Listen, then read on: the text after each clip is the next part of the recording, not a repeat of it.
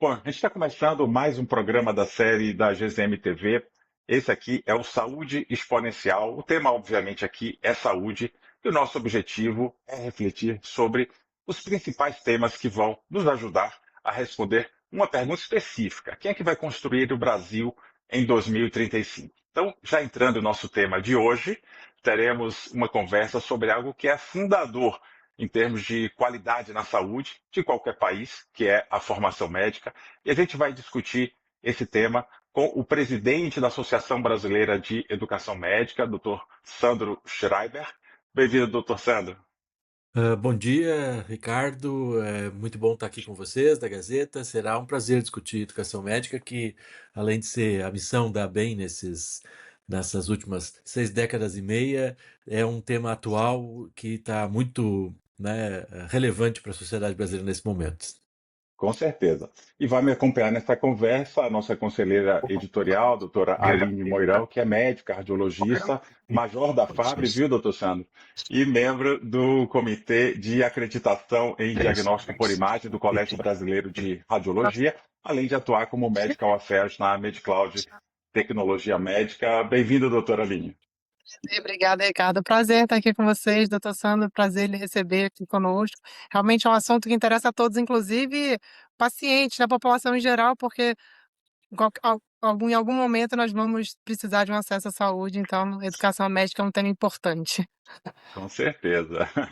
Bom, doutor Sandro, só para começar, eu vou contextualizar um pouquinho a nossa conversa, porque a gente teve alguns dados do ENAMED, né, que é o Exame Nacional de Avaliação da Formação Médica no ano passado, que acabou expondo muitas fragilidades aí na educação médica aqui no Brasil. Pelo número bruto aí, são cerca de 30%, por exemplo, de cursos que foram considerados insatisfatórios. Então, em termos de preparação, pelo menos, para o exercício da profissão. Então, hoje o que a gente quer aqui é buscar reflexões sobre esse cenário atual e também de perspectivas para o futuro, obviamente focando sempre nesses impactos que este fato, né, da educação médica tem na saúde no Brasil, não só para agora, mas para 2035, que é o nosso ano editorial-alvo, sempre por aqui.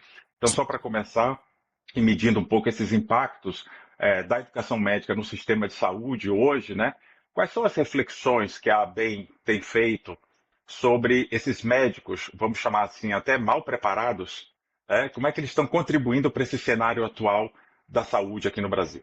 Bom, Ricardo, acho que a tua síntese é muito interessante, né, e traz a relevância aí dessa temática, né? A gente na BEM tem clareza, né, de que o Brasil, apesar de ter sofrido, né, uma grande expansão de cursos de medicina e de vagas de medicina, hoje a gente tem o dobro de vagas de medicina do que tinha há pouco tempo atrás. E isso é, se não nessa medida, uma necessidade da população brasileira, uma vez que o SUS necessita do trabalho médico, não só do trabalho médico, claro, mas também do trabalho médico, e essa é uma necessidade social que precisa ser atendida. Agora, de fato, esse processo de expansão ele aconteceu de maneira muito fragilizada, eu diria, né? Já que a grande maioria dessas vagas nos últimos anos, em especial lá naquele período que se chamou de moratória de abertura do curso de medicina, que compreendeu desde o início ali do governo do presidente Michel Temer até 2022, 2023, todas essas vagas, ou praticamente todas elas, foram abertas por determinação judicial. E aí, sem uma avaliação, né, necessária da qualidade. Esse tem sido a principal temática. E daí vem esse temor, que é real, justificado e do qual a gente compartilha, de que, bom, de que maneira não é que esses médicos que foram ou que estão sendo formados ou que ainda virão a ser formados em instituições que talvez no mínimo não foram avaliadas de maneira adequada podem trazer de impacto para a sociedade. Essa é uma preocupação e é por isso que a gente está muito focado em trabalhar na perspectiva da avaliação da qualidade da educação médica, que obviamente não se aplica apenas estes, né? Porque bom, todas as escolas de medicina, mesmo as mais antigas, que já têm mais de 100 anos em funcionamento no Brasil, precisam, obviamente, ser avaliadas constantemente. A gente não tem, né, Ricardo, isso é importante a gente trazer, a gente também faz uma avaliação de estudantes de medicina, que a gente chama de teste de progresso, desde antes até do começo deste século, né, de maneira mais consistente nos últimos 5, 6 anos, mas a gente faz avaliações circunscritas ao Estado, né, que a gente chama dentro da ABEM de núcleos de avaliação. A gente acompanha, né, o desempenho de alunos a partir de provas há muito tempo. E a gente, na verdade, isso é importante trazer esse dado, a gente não encontra uma queda, né, na avaliação do desempenho dos estudantes nessa série histórica que a gente tem. Isso, por um lado, né, nos mostra que o dado de que uma queda da qualidade talvez, por enquanto, ainda não tenha se concretizado, mas esse farol está aceso mesmo, porque a gente precisa dessas medidas que têm sido implementadas algumas agora e que precisam ser amadurecidas e ampliadas, né? A gente tem dito muito que o ENAMED é uma medida bem-vinda, né?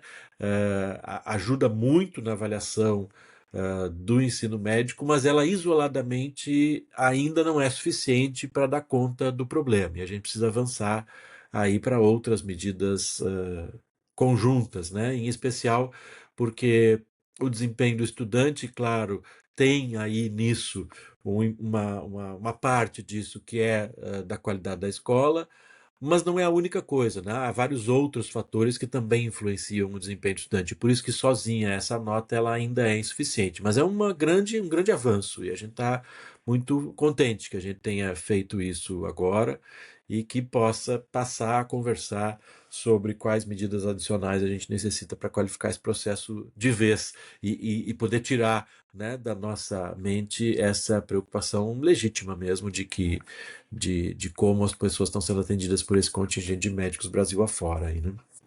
Doutor Sandro, e quando a gente pensa em graduação, na formação do médico, imediatamente a gente pensa na residência médica, né, na pós-graduação, que é tão importante, a vida prática ali do médico para atender a população. E a gente sabe que as vagas de residência médica, elas não seguiram essa proporção de faculdades que foram aumentando. E aí surgiram cursos de pós-graduação. Então, como você avalia, como a ABEM avalia esse efeito cascata sobrecarregando esses sistemas de pós-graduação e especialização? Perfeito, Aline. Essa é uma das questões, né?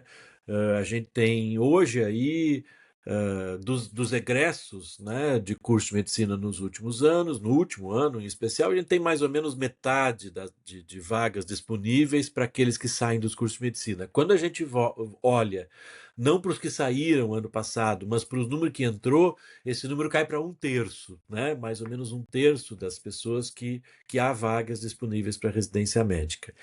E aí a gente começa a segunda parte do problema, né? Não há dúvidas de que a residência médica, né, Aline, é fundamental para a atuação e para a formação de um médico, enfim, mais capaz de atender a população, não apenas nas especialidades uh, múltiplas, a gente tem 54, se não estou enganado, especialidades médicas, né, registradas no Brasil hoje, mas na qualidade de formação como um todo. Então a gente precisa trabalhar na expansão dessas vagas. A BEM defende muito, independentemente de quantas sejam as vagas de graduação, de que a gente deva trabalhar na perspectiva de que tenha o que a gente chama de universalização da residência, de que hajam vagas, né, para todos os médicos formados que possam cursar residência. E é claro que daí parte uma discussão que ainda precisa ser amadurecida, que tem relação com quando, portanto, que a gente pode passar a pensar de que a residência precise ser feita necessariamente por todos os egressos de medicina. É claro que isso só pode ser pensado no dia em que a gente tiver vagas suficientes. E é isso, né? Aquele período da moratória, ele não foi moratória de graduação, mas ele foi moratória de residência médica. Nesse período da graduação, apesar da graduação ter se expandido, a residência ficou praticamente estagnada. E agora a gente também tem tido, nos últimos anos, esse ano, se não estou enganado, foram 3.000 vagas novas de residência, e esse ritmo precisa ser mantido para que em algum momento, o mais breve possível, né, a gente possa equiparar essas vagas. Essa tem sido também uma marca aí da nossa atuação nesse sentido. A gente, inclusive, pretende agora, a gente tem o Projeto Rever, que trabalhou muito nos últimos 2 anos com a graduação, as diretrizes curriculares e justamente a qualidade da graduação, mas a gente já está trabalhando aí num segundo momento do Projeto Rever, a partir agora de meados desse ano, justamente para ampliar e qualificar esse diagnóstico de onde que há capacidade instalada para expandir residência médica no Brasil. E certamente há lugares onde é possível, né, expandir residência. A gente está de olho nisso e muito interessado em contribuir para que as políticas públicas possam ser aceleradas nesse sentido, né? Não há dúvida de que essa é uma das grandes coisas que a gente pode fazer para qualificar a formação médica. Temos um total acordo com esse ponto que tu trazes, porque ele é muito importante mesmo, né? É, perfeito. E quando eu me formei tem 20 anos, mais ou menos foi em 2005, e naquela época não era eu sei que o currículo mudou, eu queria te perguntar um pouquinho sobre o currículo da formação médica, mas, as competências, habilidades não técnicas, assim, competências éticas, humanísticas, comunicação, isso não era muito comum na minha época. E eu não sei até que ponto isso, ajuda ou, né, ou enfim, ou impacta de alguma forma, nos jovens médicos, desmotivação, né, com a rotina do dia a dia, o burnout, que fala-se muito também do burnout, né, e, Uhum. assim, de que forma a graduação impacta nisso, nesse jovem médico? Perfeito.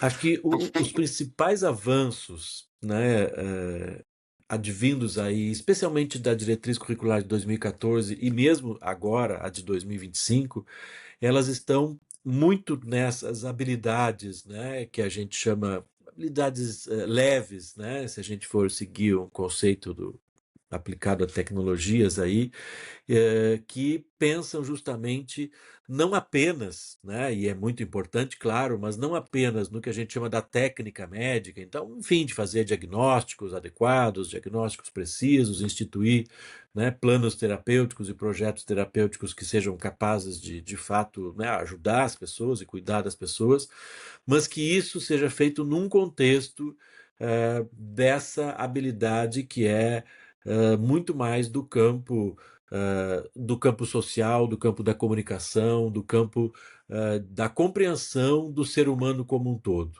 né?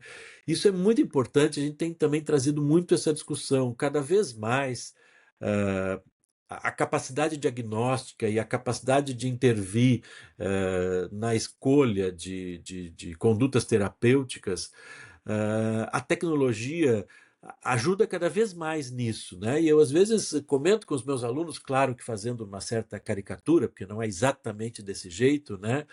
Mas certamente o aparato todo tecnológico, em especial a inteligência artificial, mas não somente a inteligência artificial, ela contribui muito para nos ajudar, nós médicos, né, nessa parte aí, né, nesse campo da medicina que trata de diagnósticos e de tratamento. Tu é um pouquinho mais nova do que eu, me formei há 30 anos, e é isso, né, Aline? Na minha época, na tua também, né? Se a gente precisasse, atendesse lá um paciente com uma doença, enfim, menos frequente, que a gente não estava acostumado a atender todo dia, a gente não tinha na cabeça, sei lá, exatamente qual era a dose do remédio, enfim, coisas desse tipo para fazer uma prescrição. Bom, a gente frequentemente precisava pedir para o paciente voltar no dia seguinte, ia para casa, pegava os livros, estudava, e no dia seguinte ia lá e, bom, não, é isso, vamos lá, e ok. Hoje em dia a gente faz isso em 30 segundos, puxa o celular né, refresca a memória, consulta. Portanto, essa parte da medicina, eu diria que ela hoje é mais fácil até, né, do que no passado. É claro que requer de nós o domínio também, né, e a capacidade de uso adequado dessa tecnologia. Agora, essas outras habilidades a gente não tem esse auxílio. E daí a relevância do currículo médico trazer essa questão muito mais forte do que no passado, porque não há ajuda, né, que me pareça Claro que quem sou eu para duvidar da evolução tecnológica, mas essa me parece uma ajuda muito mais difícil que a tecnologia vem a trazer para nós, né? Então, entender, né, como é que a paciente, que a dona Maria, que chegou lá no meu consultório, que tem um diagnóstico aparentemente simples, sei lá, de uma pneumonia, mas, bom, compreender o que essa pneumonia, né, significa na vida dela e de que maneira que eu posso abordar essa temática com ela, que inclusive leve a ela a não só confiar e acreditar naquilo que eu estou dizendo, mas sobretudo a ter adesão àquelas medidas que eu estou propondo, né, de mudança da vida dela, né? Então isso é muito importante hoje e acho que os currículos têm avançado muito nisso. Ou pelo menos as diretrizes avançarem, a gente precisa trabalhar para que os currículos avancem. A gente sabe que não basta uma diretriz, precisamos trabalhar nessa perspectiva. E a segunda coisa também muito importante que vem junto aí, e essa é uma novidade, eu diria, muito da diretriz atual, que é o que a gente tem chamado de responsabilidade da escola médica, responsabilidade social ou reciprocidade social, pensando que a gente precisa trabalhar para que a medicina eh, construa de maneira mais concreta a possibilidade de uma ampliação da diversidade do meio médico, né? A gente me parece que só vai ser capaz de fato compreender as necessidades de todo tipo da população brasileira, né? Que é muito diversa, né? A gente tem e muito diversa, e eu diria que muito diferente da maior parte dos médicos brasileiros, né? A maior parte, ainda hoje, a maior parte dos médicos brasileiros são eh, homens brancos de classe social elevada, vamos chamar assim, simplistamente isso, né? As mulheres agora, nesse momento, né, começam a equivaler aos homens e a gente tem uma projeção que no futuro serão mais mulheres médicas, mas ainda brancas e ainda, né, de classe social elevada. E aí a gente precisa diversificar a medicina, aí o exercício da medicina através da diversificação do exercício dos médicos. Isso eu acho que, enquanto categoria profissional, vai nos ajudar muito a avançar na compreensão dessa necessidade social. E isso também começa na educação médica. De que maneira que a nossa própria formação pode contribuir para que a gente, né, tenha uma atuação mais equânime e mais igualitária para toda a população brasileira. Eu acho que esses são dois pontos que eu considero muito relevantes aí dessas diretrizes, esse que tu trazes e ainda esse da responsabilidade social, que tem a ver com isso, não somente com isso, mas eu saliento muito esse ponto, que eu acho que é um ponto muito importante para o avanço da medicina brasileira em suma, né? Que aliado, obviamente, à técnica, é fundamental para a qualidade do atendimento das pessoas, né? Eu concordo completamente, tanto em relação à diversidade e em relação a essas habilidades não técnicas. Eu sou radiologista, então quando a gente está falando de tecnologia, realmente assim, o avanço tecnológico é impressionante. Agora com Uhum, a gente vai falar mais para frente sobre IA e tecnologia, é exponencial. E a minha percepção é exatamente essa. A gente nessa parte humanística, de ética, de comunicação, parece que ficou estagnado, na radiologia até regrediu, porque a gente fica escondido ali laudando, nem tem contato com o paciente, né, nem com o médico que pediu o exame. E eu, em certo uhum, momento, eu fui estudar sobre isso. Assim, eu não tive essa formação na graduação, eu fui estudar como é que eu comunico uma má notícia, porque espera aí, a paciente está na minha frente, eu vejo uma lesão suspeita para câncer, eu sou a primeira pessoa. Eu tenho que saber comunicar, mesmo sendo o radiologista que fica uhum, escondido lá, nem fica tão escondido assim.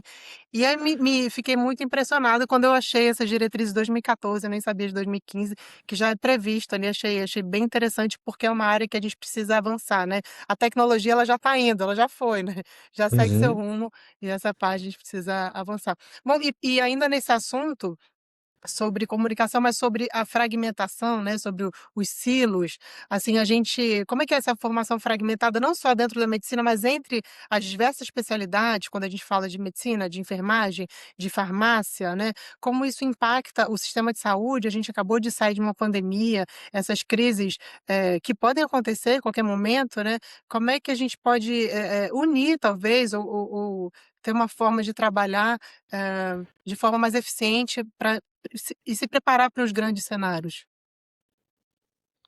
Não, perfeito, Aline.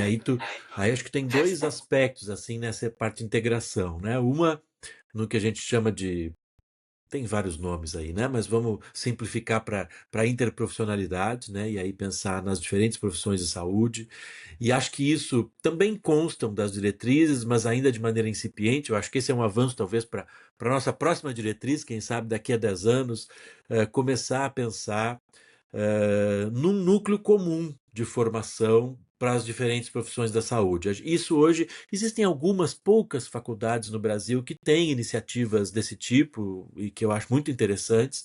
Trabalhar para que isso seja mais disseminado também acho que é um ponto que vai ajudar muito. A gente hoje ainda tem uma atuação muito fragmentada. A gente tem coisas em alguns hospitais onde já trabalhei, onde às vezes nem o médico pode ler o prontuário do psicólogo, que não pode ler o prontuário do enfermeiro e assim por diante, né? Absolutamente fragmentado. O prontuário é do paciente, não é do médico, do psicólogo ou de qual profissional, é do paciente. E todos nós, profissionais de saúde, sejamos quais forem, temos a responsabilidade, enfim, com o respeito, com o sigilo, e portanto nada do que eu possa vir a saber do meu paciente pode ser utilizado para qualquer outro fim que não seja cuidar dele melhor, né? E quanto mais informação eu tiver, tanto mais eu vou ter chance de cuidar melhor do meu paciente, bem como tu diz, né? Se eu fico na tua especialidade aí na frente de uma telinha, olhando imagens, bom, eu vou contribuir certamente, né? Mas se eu puder ultrapassar os limites da telinha e interagir, ainda que com os limites, né, estabelecidos pela especialidade, eu vou atuar com muito mais qualidade, né? E vou aumentar a chance desse paciente, inclusive, quem sabe, encurtar o tempo entre o seu diagnóstico e o seu tratamento. Se a gente estiver falando de câncer, por exemplo, isso é fundamental, né? Então, se já na hora que o paciente faz lá um exame de imagem qualquer, ele puder ter uma primeira conversa que o ajude a compreender, no mínimo, a suspeita que há sobre o seu problema e compreender que ele deve se empenhar, né, o mais rapidamente possível, a concluir um processo diagnóstico se necessário, iniciar tratamento, tanto melhor. E aí tu tem toda razão. O radiologista seria não, é fundamental nessa cadeia, né? Então, isso aí é muito importante em qualquer especialidade, mesmo naquelas que eventualmente têm menos contato com o paciente, e sim, está tudo certo, não, isso não é um problema, é uma característica das diferentes especialidades. Eu talvez trabalhe na outra ponta disso, com medicina de família, talvez seja a especialidade que mais contato vai ter. Mas precisamos todos, né? É isso, né? Assim como a gente precisa ter, quando estuda medicina, uma base, sei lá, que vem da anatomia, da fisiologia, que é igual para todo mundo. Essa outra base, né, que está nesse campo da comunicação, dessas habilidades mais leves, também ela precisa ser comum a qualquer especialidade médica, ainda que algumas vão utilizar com mais intensidade do que outras. Isso é fundamental nesse avanço curricular. E aí vem junto essa coisa de que tudo isso precisa ser olhado de maneira conjunta, né, para todos os profissionais que cuidam dos pacientes. Isso é muito importante. Acho que esse ainda é um dos pontos que a gente ainda precisa avançar mais. A gente também já avançou, mas acho que esse é um dos pontos de atenção para um próximo passo aí que a gente ainda precisa dar, e são muitos, certamente, até chegar onde a gente deseja. E depois, quando a gente chega onde deseja, a gente sempre quer um pouco mais. Isso também é uma das vantagens, né, dessa nossa tecnologia humana de poder, né, tá buscando sempre a, a excelência em tudo aquilo que a gente faz, né?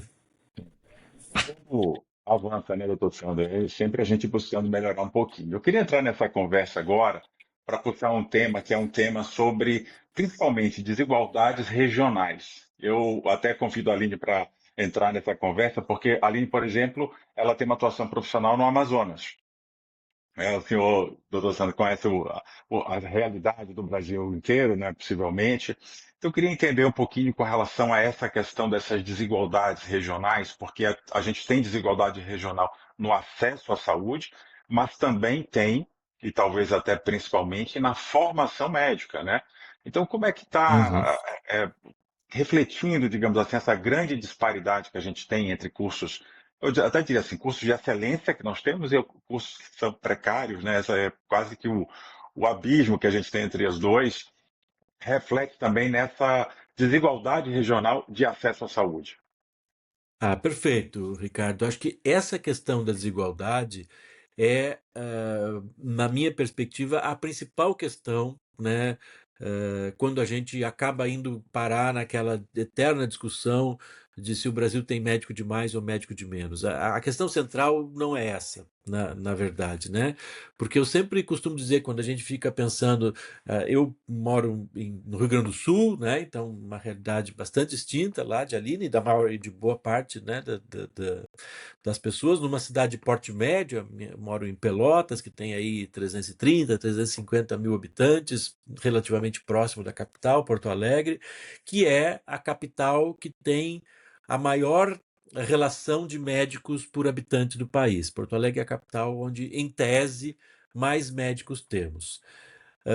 Ainda assim, em Porto Alegre, há filas em busca de atendimento médico em qualquer serviço, não somente público, como também privado. Serviços privados, a depender dos planos de saúde, também demoram mais do que as pessoas gostariam. Então, mesmo na capital, onde a gente tem uh, mais médicos por habitantes no país, a gente não consegue acabar com as filas. E, obviamente, que essa situação em Porto Alegre é muito menos dramática do que nos lugares onde a gente tem menores relações, e eles estão no interior lá do Amazonas mesmo, né? Então, regiões do interior do Amazonas, só para a gente ter uma ideia da dimensão, tem 0,2 médicos por mil habitantes, enquanto Porto Alegre tem quase 15 médicos por mil habitantes. Então, a diferença é de 0,2 para 15. É uma diferença brutal, só para pegar os dois extremos, onde menos tem e onde mais tem.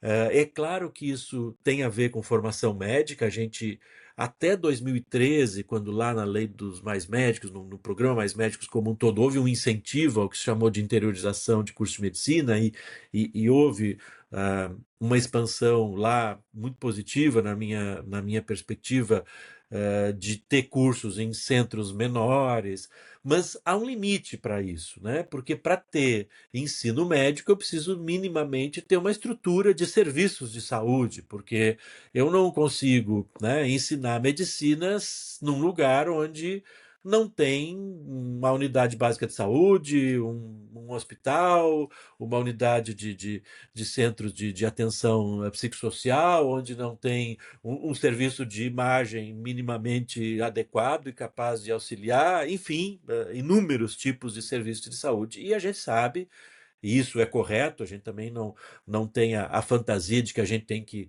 colocar um grande hospital no interior, em todos os interiores do Brasil. Isso não é nem financeiramente e nem do ponto de vista da qualidade adequado, né? Então, assim, os serviços que a gente chama de maior complexidade, eles vão sempre, e isso assim será, não só no Brasil, mas no mundo inteiro, mais localizados em regiões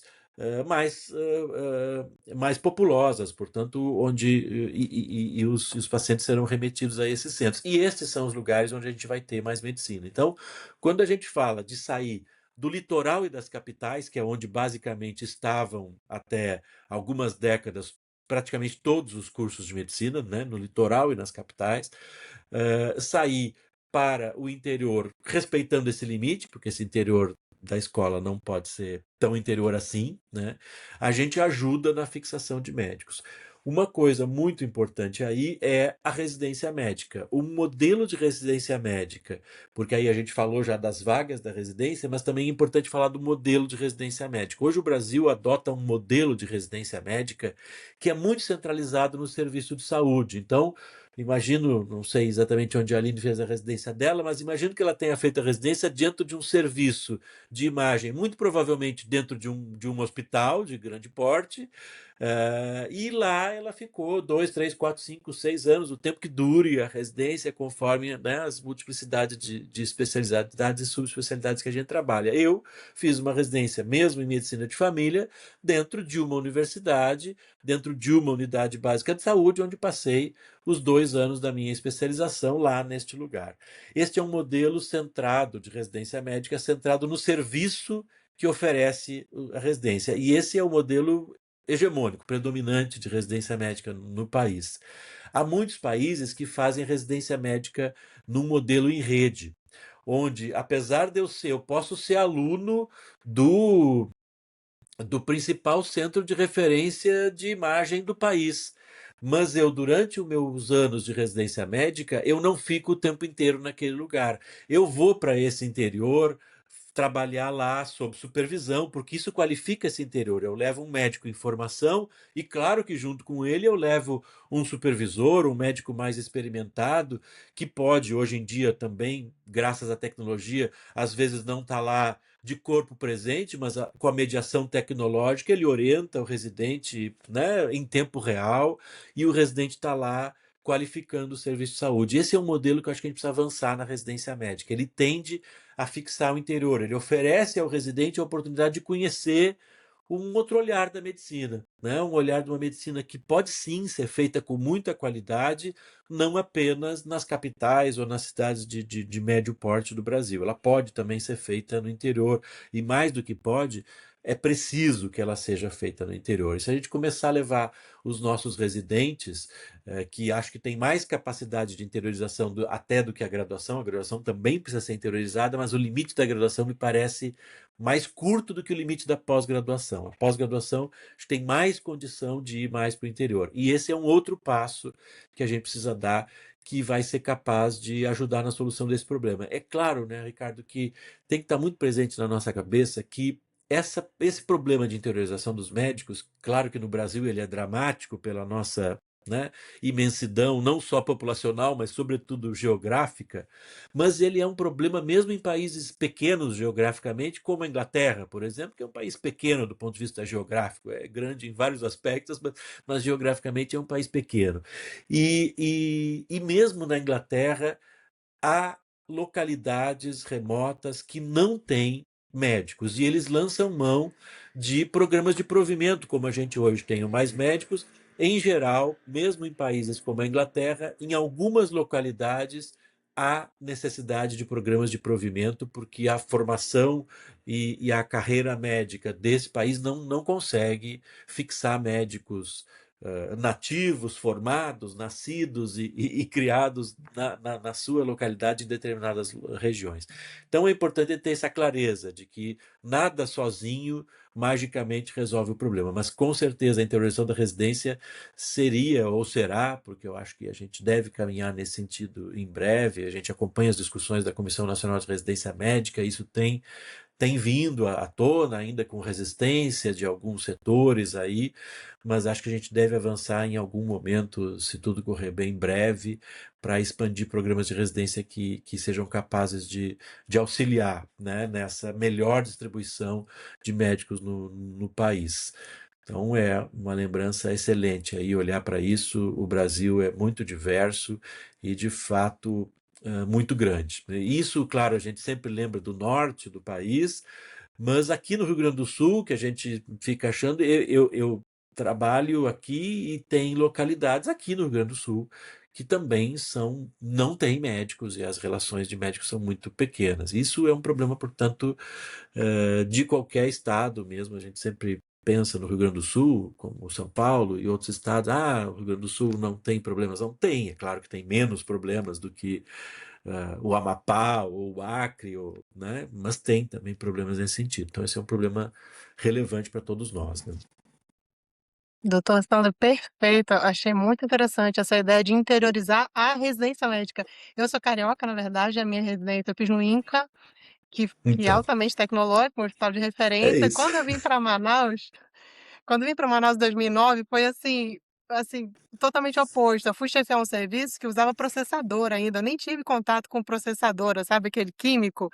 Uhum. Então foi um susto, inicialmente foi um susto, hoje em dia já, enfim, acho que não tem nenhum serviço aqui, pelo menos na capital, que eu estou em Manaus, que utiliza essa tecnologia, mas realmente é muito discrepante. E quando a gente pensa sobre interior do Amazonas, que eu também conheço por conta da FAB, né? O interior realmente, como você falou, vocês podem imaginar, é muito precário. Às vezes não tem o básico ali de uma unidade de saúde, de nem médico e nem nenhum profissional de saúde, imagem, laboratório, e realmente algumas poucas cidades têm aí, e aí no caso a Universidade Federal do Amazonas, a UFAM e a UEA fazem um trabalho muito importante, assim, com esses municípios de ter pelo menos um polo ali, né, então Uhum, mas eu pensando no ponto de vista da residência médica, realmente eu acho que é mais interessante ainda, por exemplo, eu que sou radiologista, a gente pode pegar um ultrassom portátil, né, e fazer o exame uhum, no população ribeirinha, pode até usar, quem exato. sabe, é uma parceria ali com as Forças Armadas, que a gente tem uma atuação muito grande aqui no interior, tanto a Marinha com Uhum, barco e a FAB com equipe de saúde, ou em parceria com as prefeituras, eu acho bem interessante. Porque eu lembro na época que teve um assunto: "Ah, vai abrir uma faculdade de medicina em Coari". Aí eu uhum, falei, isso tem uns anos.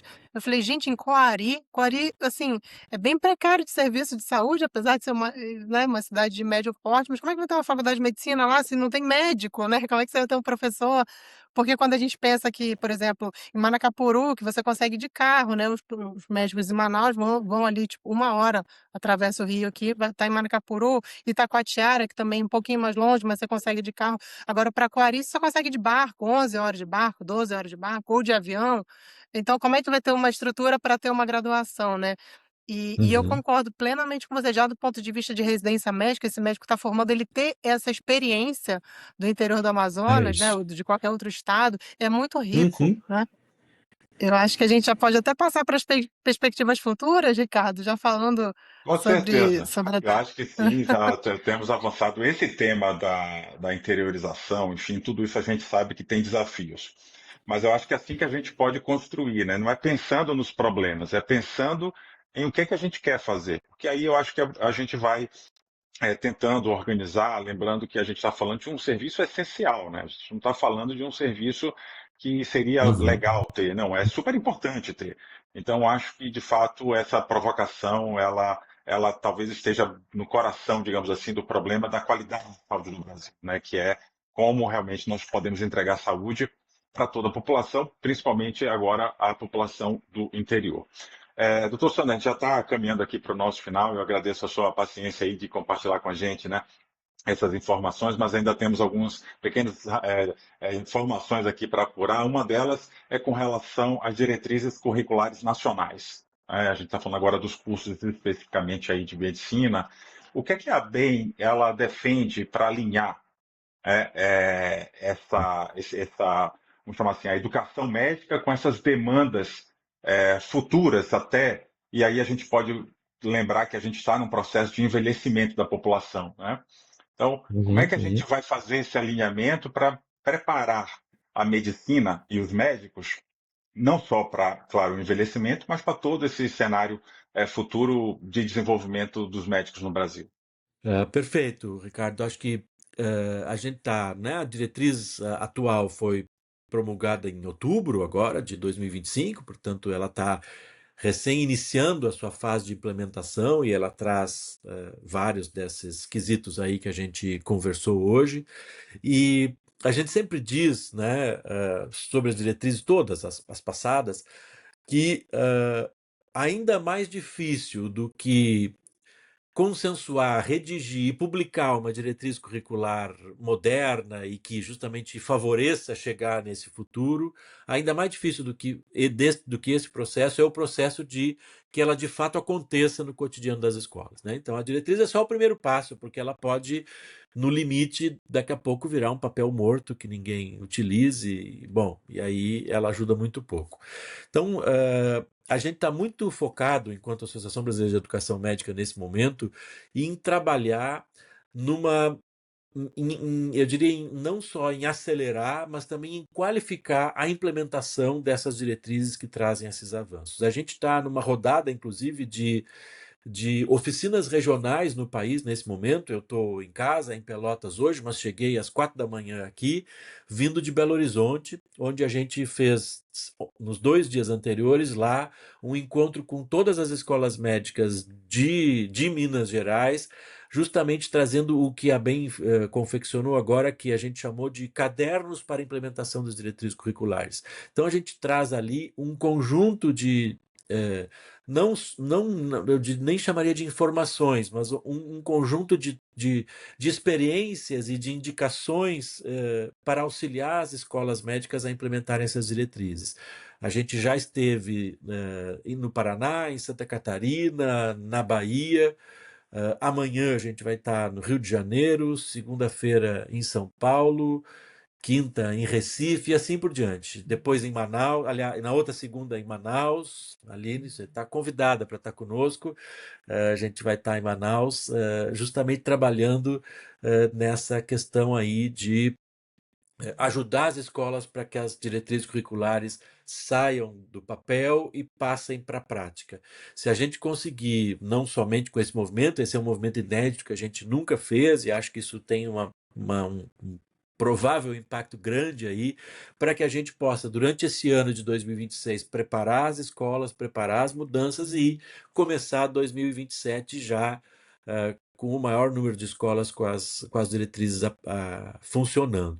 Isso ajuda as boas escolas e também ajuda as que não estão tão boas, porque a gente diz isso. É claro que medidas de coerção a escolas ruins e eventualmente até de fechamento precisam ser feitas e a gente apoia todo esse tipo de medida. Mas mais do que isso, precisamos ajudar todo mundo, né? Porque às vezes é isso, a situação não é tão catastrófica assim que tem que fechar. Bom, tem aqui um potencial. Bom, então vamos aproveitar o potencial que tem e vamos transformar esse patamar num outro lugar, porque também se a gente fechar 100 escolas de medicina num supetão, isso não vai ser bom para os médicos brasileiros. Se lá no interior do Amazonas já tem 0,2 com 500 escolas, se fechar metade delas, vai piorar. Então, também não se trata disso, né? A questão é como é que a gente faz que essas 100 escolas, ou 50 ou 200, não importa o número, né, que talvez não estejam tão bem, como é que elas podem ficar melhor. E no limite, claro, as que não forem capazes disso precisam ser substituídas por outras que tenham capacidade de fazer isso. Mas acho que o movimento das diretrizes agora é esse, sabe, Ricardo? De tirar do papel e fazer isso funcionar para que a gente dê o passo possível para esse momento. E aí, um passo de cada vez, a gente vai chegando perto do nosso sonho aí. E doutor Sandro falando ainda sobre a diretriz, mas eu acho que já é uma realidade a telesaúde, a saúde digital, né? No Uhum. primeiro momento, lá em 2002, chegou até a ser proibido, e depois a gente teve que correr atrás do prejuízo na pandemia para deixar amplamente disponível. Eu queria que você contasse para a gente como é que funciona, eu imagino que já deva ser realidade para a educação médica, e também já falando sobre a inteligência artificial, acabou de sair a portaria aí 2454 agora, acho que não tem nem um mês, né? Da inteligência artificial no uso, na prática médica, como é que isso impacta a educação? Uhum, uhum.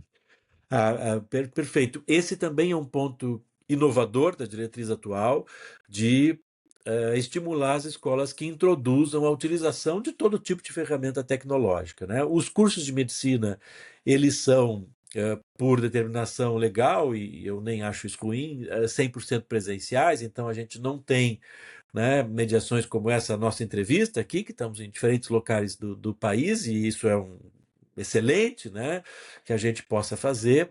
A gente não usa esse tipo de medida, mas a gente tem incentivado muito o uso da tecnologia. Então, claro que não só ensinar os estudantes a utilizar telesaúde apenas como exemplo, talvez mais antigo de todo esse aparato tecnológico, até foi uma das primeiras coisas que surgiu e já tem bastante consolidada em vários locais do país, mas isso nunca foi objeto da graduação médica, né?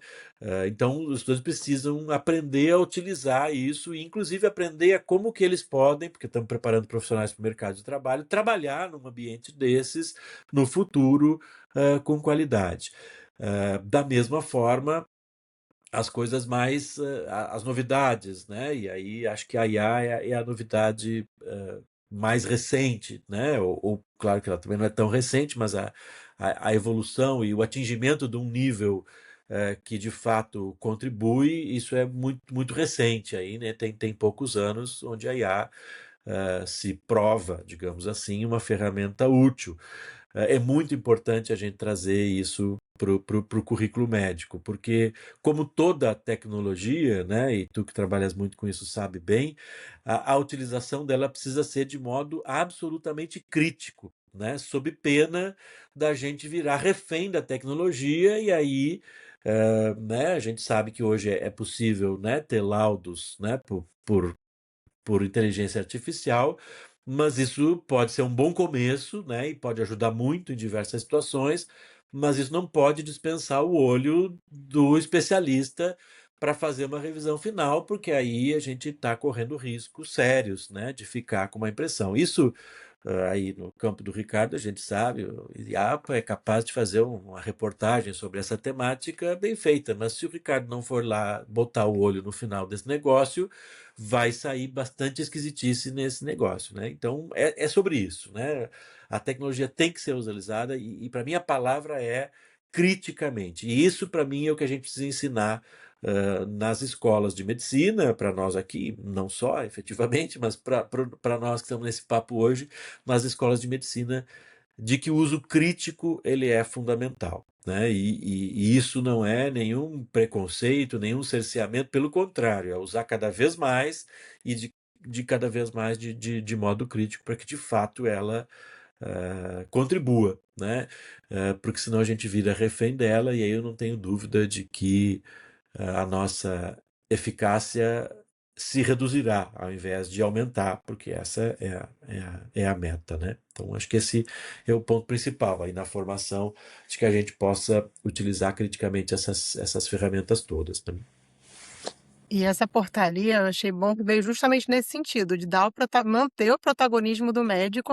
Então, a IA é Uhum. uma ferramenta e está assegurado ali do ponto de vista ético, legal, a atuação médica eu achei bem interessante. E para as empresas que já utilizam o IA de forma responsável, porque aquilo ali entra em vigor, se não me engano, em agosto, mas já utilizam, na verdade, isso, que é essa. O médico, né, sempre Uhum. utilizar ou não, ter a possibilidade de utilizar ou não a ferramenta, o paciente poder escolher se quer ou não que utilize a IA, então, achei positivo nesse sentido. E o doutor Santos já falou tanto para a gente aqui sobre paciente, né, sobre essa relação, você como médico de família, e como a gente envolve a sociedade civil, né, os pacientes em geral nessa iniciativa de cobrar por qualidade na formação médica, evitar, assim, interesse comercial, mas um interesse genuíno ali na prática médica e na Uhum, qualidade. uhum. Aline, eu não tenho como pensar nisso sem fazer uma comparação com todo o movimento popular que culminou lá na década de 90 com a criação do SUS, sabe? E isso é fundamental, né? E eu acho que isso a gente tem caminhado, esse tem sido um tema de interesse crescente da população, não à toa, né? A própria imprensa tem se ocupado mais disso, isso é muito positivo, né? Agora, eu acho que a gente tem que ter um cuidado grande, porque às vezes a gente simplifica coisas que não são simples. E aí, então, a gente precisa pensar numa participação popular, vamos chamar assim, que seja uma participação qualificada. Não pode ser uma participação popular de enquetes. Né? Então, você é a favor que os médicos sejam avaliados na sua qualidade? Quem, em sã consciência, vai responder não a esta pergunta? Ninguém. Se eu fizer essa pergunta, só, sei lá, pessoas desconectadas da realidade. Se eu perguntar para os 200 milhões de brasileiros, eu espero ter 200 milhões de sim. Eu vou ser o primeiro a responder sim a essa pergunta. Mas essa é uma pergunta simplista, né? Então, bom, a questão não é fazer uma enquete sobre eu sou a favor ou sou contra que os médicos sejam avaliados. Obviamente que qualquer pessoa minimamente inteligente será a favor disso, né? A questão é qual é a forma de avaliação de médicos que beneficia a sociedade, de fato beneficia a sociedade, né? Porque se eu simplesmente pegar os meus sim e levar para medidas, né, que sejam limitadoras, porque esse é o risco, né, eu tenho a chance de mais atrapalhar do que ajudar. E eu sempre uso como exemplo a tal da moratória que nos trouxe até aqui. Aquela foi uma medida. Naquele momento, a pergunta era essa: temos receio dessa expansão, isso pode ser um perigoso para a sociedade, pode produzir médicos qualificados. E aí a gente faz uma enquete, todo mundo responde sim, eu também respondo sim. Bom, então Se todo mundo está preocupado com isso, vamos fazer o seguinte: vamos baixar um decreto proibindo abrir curso de medicina. Ah, parece uma boa ideia, porque, bom, se tem curso de medicina, proíbe abrir, está tudo resolvido. Resultado, duplica as vagas de medicina, porque aí o cara reclama para o juiz diz que isso é cerceamento do mercado, que não sei o quê, que as pessoas têm direito, e diz, pode abrir a sua faculdade aí. E aí, então, é isso. Parte de um problema real, é um consenso na sociedade que é um problema real, e resolve com uma canetada que, 10 anos depois, estamos chegando aí, 10, 15 anos depois, só piorou. Não houve nenhum benefício daquela medida simplista. E eu tenho visto medidas simplistas serem pensadas para o resultado da educação médica. A gente não chegou a tocar nesse ponto, mas eu vou tocar no finalzinho. A gente está aí tramitando no Senado Federal com o tal do exame de proficiência de medicina.